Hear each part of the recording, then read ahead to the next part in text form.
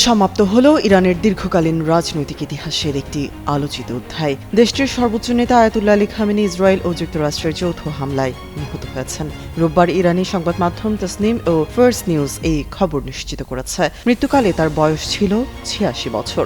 এই ঘটনায় ইরানের ৭ দিনের সরকারি ছুটি ও ৪০ দিনের রাষ্ট্রীয় শোক ঘোষণা করা হয়েছে।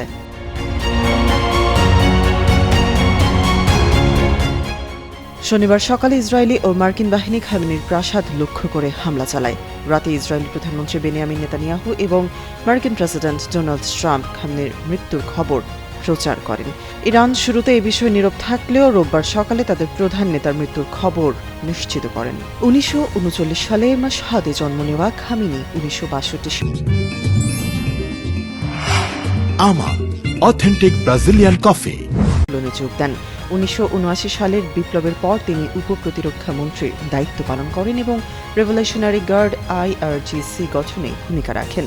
১৯৮৯ সালে আয়াতুল্লাহ খোমেনির মৃত্যুর পর ইরানের সর্বোচ্চ নেতার আসনে বসেন আলী খামেনি। এর আগে ১৯৮০-র দশকে দেশের প্রেসিডেন্ট হিসেবেও দায়িত্ব পালন করেছিলেন তিনি।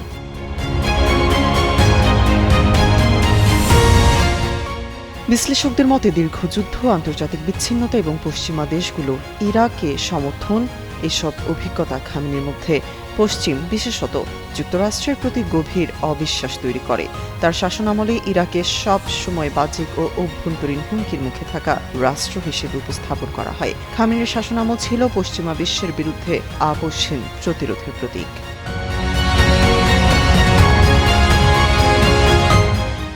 খামেনি মধ্যপ্রাচ্যে প্রতিরোধ অক্ষ গড়ে তোলেন, যার মধ্যে লেবাননের বিদ্রোহী গোষ্ঠী, ফিলিস্তিনের স্বাধীনতাকামী সংগঠন ও ইয়েমেনের বিদ্রোহী গোষ্ঠী অন্তর্ভুক্ত ছিল। ১৯২০ সালে কাসেম সোলাইমানের মৃত্যু এবং পারমাণবিক চুক্তি থেকে যুক্তরাষ্ট্রের সরে যাওয়া খামেনিকে আরও কঠোর অবস্থানে নিয়ে যায়।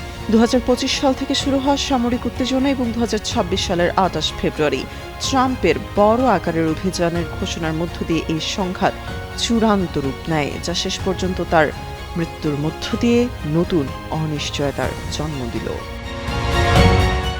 তামান্না তাবাসসুম, যুগান্তর নিউজ।